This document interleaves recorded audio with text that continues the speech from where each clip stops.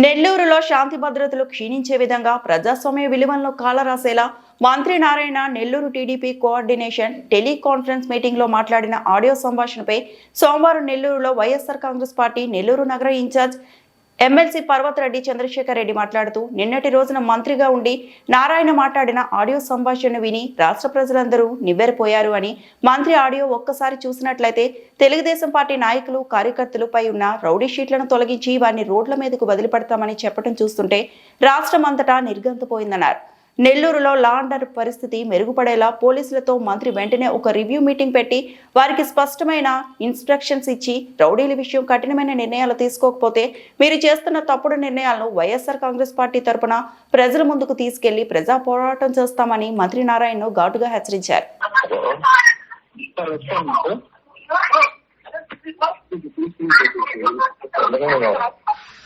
Sir 2180 members వచ్చున్నారు sir. అందరికీ నమస్కారాలు అండి. వీటిలో పెట్టి కాన్ఫరెన్స్ ఎందుకంటే ఇప్పుడు లాస్ట్ గవర్నమెంట్ 1924లో కొందరి మీద కావాలని రౌడీ షీట్ పెట్టారు. పొలిటికల్ గా రౌడీ షీట్ పెట్టారు కేసులు. అది జనరల్ గా డిసెంబర్ లో తీసేస్తారు. డిసెంబర్ లో రౌడీ షీట్ అన్ని కాదు, వాళ్ళు అన్ని అనుకో బాగుంది. రౌడీ షీట్ పెట్టింది జనరల్ గా డిసెంబర్ లో. అట్లాంటి ఏమైనా మేము పెట్టుంటే 24 అవన్నీ హౌస్కి కోఆర్డినేటర్స్ ఇస్తే సాయంకాలం లోపల నేను ఎస్సీ గారికి ఇచ్చి ఫాలో చేస్తాను.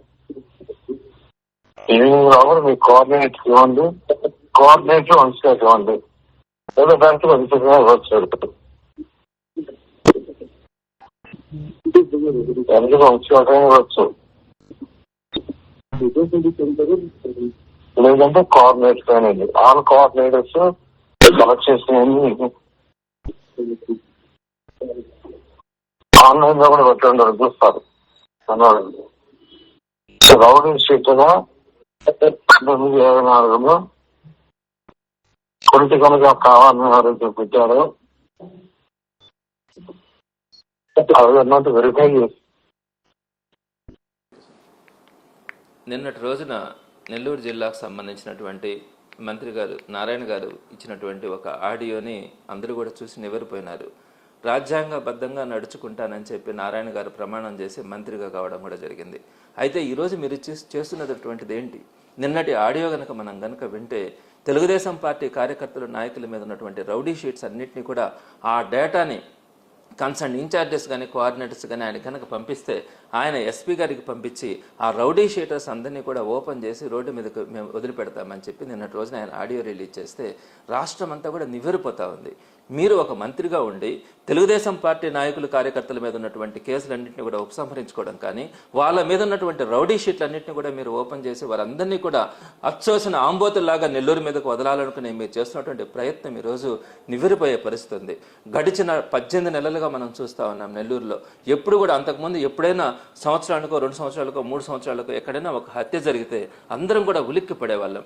నెల్లూరులో హత్య జరిగిందా, నెల్లూరులో మానభంగాలు జరుగుతూ ఉన్నాయా, నెల్లూరులో సామాన్యుడికి స్వేచ్ఛ లేకుండా పోతుందా అని చెప్పి బాధపడేవాళ్ళం. అట్లాంటిది ఈరోజు ప్రతిరోజు కూడా వారానికి ఒక దగ్గర ఎక్కడో ఒక దగ్గర హత్యలు జరగడం, పీకలు కోయడం, తలల పగలు కొట్టడం, 300 రూపాయలు కోసం కూడా మనుషుల్ని చంపినటువంటి పరిస్థితి మనం రెగ్యులర్గా సుమారుగా 35 మర్డర్స్ జరిగినాయి ఈ మధ్యకాలంలోనే. ఎందుకు జరుగుతూ ఉండే ఈ విధంగా విచ్చలవిడి గంజాయితనం ఎక్కడైనా కూడా ఈరోజు మీరు అన్ని దగ్గరలో కూడా ఎక్కడికైనా వెళ్ళండి, షాప్స్ దగ్గర విచ్చలవిడిగా గంజాయి అమ్ముతా ఉన్నారు. 24 గంటలు మద్యం జరుగుతూ ఉంది.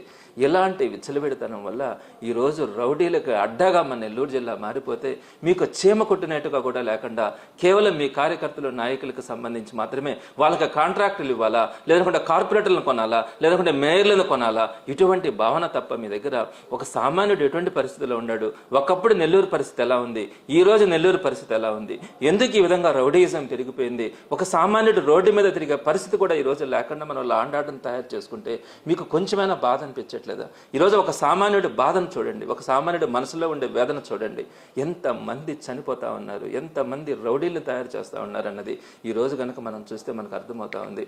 ఇలాంటి పరిస్థితుల్లో దీన్ని కంట్రోల్ చేయాల్సింది పోయి మీరు ఈరోజు మీ తెలుగుదేశం పార్టీ నాయకులు కార్యకర్తల మీద ఉన్నటువంటి రౌడీ షీట్స్ అన్నింటినీ కూడా నేను ఓపెన్ చేస్తానని చెప్పి మీ కార్యకర్తల నాయకులకు చెప్తే వాళ్ళు ఈరోజు రౌడీ షీటర్లందరికీ కూడా ఫోన్ చేసి మీ మీద రౌడీ షీట్లు ఉన్నాయి, మీరు కనుక తెలుగుదేశం పార్టీలో కనుక చేరితే మీ మీద ఉన్నటువంటి రౌడీ షీట్లు అన్నింటినీ కూడా క్లియర్ చేయిస్తాం, మీ మీద ఉన్నటువంటి కేసుల్ని క్లియర్ చేయిస్తామని చెప్పి ఈరోజు ఆ నాయకులు కార్యకర్తలు ఆ రౌడీ షీటర్ని పిలిపించుకొని మాట్లాడుతున్నటువంటి పరిస్థితి ఈరోజు మనం నెల్లూరు జిల్లాలో చూస్తూ ఉన్నాం. ఇటువంటి దౌర్భాగ్యమైనటువంటి పరిస్థితి ఎక్కడ కూడా ఉండదు.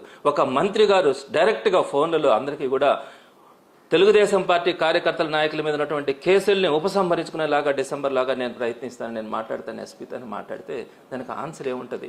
దానికి మీరు చెప్పినటువంటి సమాధానం ఏమిటంటే అప్పుడు తెలుగుదేశం పార్టీ వాళ్ళ మీద కావాలని పెట్టిన కేసులని పెట్టినారు. కానీ ఈరోజు గ్రౌండ్ లెవెల్లో నాయకులు కార్యకర్తలు ఏం చేస్తూ ఉన్నారు, అందరినీ పిలిపించుకొని మాట్లాడి వాళ్ళు మా పార్టీలో చేరండి కేసులు తీసేస్తా ఉన్నారు. మీకు ఇంకొక విషయం కూడా గుర్తుంటుంది, జగన్మోహన్ రెడ్డి గారు నెల్లూరుకు వచ్చే టైంలో జగన్మోహన్ రెడ్డి గారిని చూడడానికి వెళ్తే కూడా వాళ్ళ మీద 307 కేసులు పెట్టి రౌడీ షీట్లు ఓపెన్ చేస్తున్నారు. వాళ్ళందరికీ మీరేమో ఆఫర్ చేస్తూ ఉన్నారు, ఈరోజు మీరు మా పార్టీలోకి కనుక వస్తే ఆ కేసులు రౌడీ షీట్లు మేము తీసేస్తామని చెప్తా ఉన్నారు.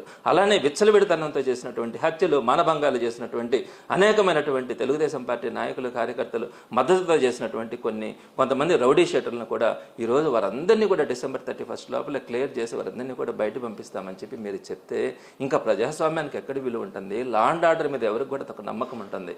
ఒక్కసారి మీరు ఆలోచించుకోవాలా. చంద్రబాబు నాయుడు గారిని కూడా మేము డిమాండ్ చేస్తా ఉన్నాం, నెల్లూరులో జరుగుతున్నటువంటి అకృత్యాల గురించి, నెల్లూరులో జరుగుతున్నటువంటి దుర్మార్గాల గురించి, నెల్లూరు జిల్లాలో జరుగుతున్నటువంటి రౌడీయిజం గురించి మీరు కనుక ఆలోచించకపోతే నెల్లూరు జిల్లా మీ నోటు కూడా మీరు చెప్పినారు నెల్లూరు జిల్లా పాడైపోయిందని, ఇంకొన్ని రోజుల్లో నెల్లూరు ఒక వల్లకాడయ్యే పరిస్థితి కూడా ఉంటుందని అని కూడా ప్రతి ఒక్కరు ఈరోజు అభిప్రాయపడతా ఉన్నారు. సో ఈరోజు మేము డిమాండ్ చేస్తా ఉన్నాం నారాయణ గారికి, ఇది మంచి పద్ధతి కాదు. ఏదైతే మీరు తెలుగుదేశం పార్టీ కార్యకర్తల నాయకులు, తెలుగుదేశం పార్టీకి చెందినటువంటి వారందరి మీద కూడా రౌడీ షీట్లు కేసులుంటే ఉపసంహరించుకుంటామని మీరు చెప్తా ఉన్నారు, దాన్ని మీరు ఇమీడియట్గా దాన్ని డ్రాప్ చేసుకోవాల్సిన పరిస్థితి ఉంటుంది. అదేవిధంగా లా అండ్ ఆర్డర్ని మెరుగుపరచడానికి పోలీస్ డిపార్ట్మెంట్తో కనీసం మీరు ఏ విధంగా జరుగుతూ ఉంది అని చెప్పి వాళ్ళందరికీ కూడా ఒక రివ్యూ ఇచ్చి కఠినమైనటువంటి నిర్ణయాలు కనుక తీసుకోకపోతే నెల్లూరు జిల్లా మరింత దారుణమైనటువంటి పరిస్థితులకు వెళ్ళే అవకాశం ఉందని నారాయణ గారికి తెలియజేస్తా ఉన్నాం. వైఎస్ఆర్సీపీ తరఫున ఈ విధంగా మీరు చేస్తున్నటువంటి కార్యకలాపాలన్నింటినీ కూడా తప్పకుండా ప్రజల ముందుకు తీసుకెళ్లి పోరాటం చేస్తుందని కూడా తెలియజేస్తా ఉన్నారు.